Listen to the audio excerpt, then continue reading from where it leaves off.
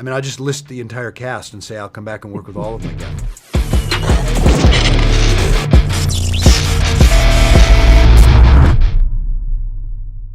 I'm joined today with the director of Secret Invasion, Selim. First off, I want to thank you for taking the time to sit down with me. My first question for you, the political climate in America is as tense as it's ever been. Did this have any real-world strife that we're dealing with right now have any effect in setting the tone for Secret Invasion? It's a very good question. I would say, first of all, go back and watch Ken Burns' Vietnam documentary before you say the tension is as great as it's ever been. I think this is just the way we live. I think from the Revolutionary War until today, this is the way we live, with great tension. I think for me, my job in telling a story is to tell the story within the confines that that story needs to be told.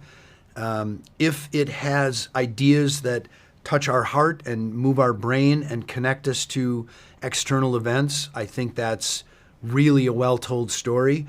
But I try not to tell a story that requires people read the New York Times before they come into the story. I hope it's the reverse, right? So, yeah, there's a lot of stuff that shows up in the show that's happening in the world, but I don't think it was such a deliberate, let's take that and put it in the show. I think it's more, this is the world in which the story needs to be told. How careful do you have to be when walking this incredibly thin tightrope of trust and paranoia, and to be careful, like making sure that you don't tip too far towards one side or the other? Or is the goal of this show to be so distrustful that you feel like you can't rely on anybody? Well, I think that issues of distrust, paranoia, suspicion take us into the world of film noir, take us into the world of, the lone wolf, Nick Fury, questioning himself.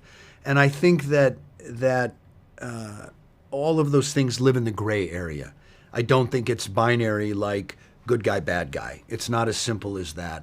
And because the themes and because the main character's exploration live in the gray area, I think the show lives a little bit more in the gray area until we get to the end.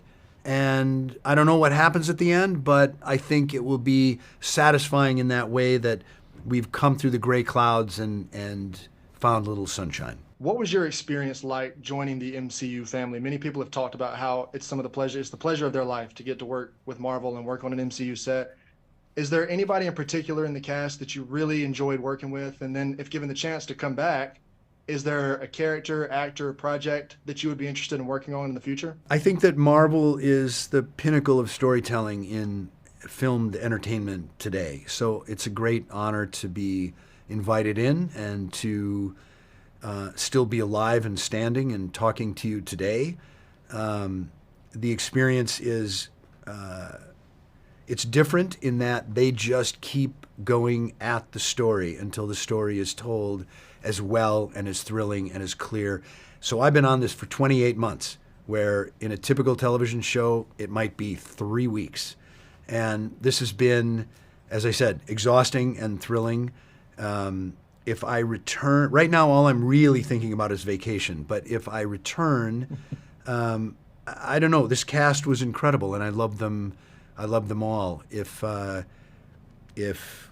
Nick Fury is going to live to see another day, I would love to work with him. If Emilia Clarke is going to live to see another day, I would love to work with her. Ben Mendelsohn. I mean, I'll just list the entire cast and say I'll come back and work with all of them again. Absolutely. That was delightful. Well, thank you again for taking the time to sit down and talk with me. You can find this video up on agentsofandom.com as well as the Agents of Fandom YouTube. Ali Selim, the director of Secret Invasion, thank you so much. Have a great day.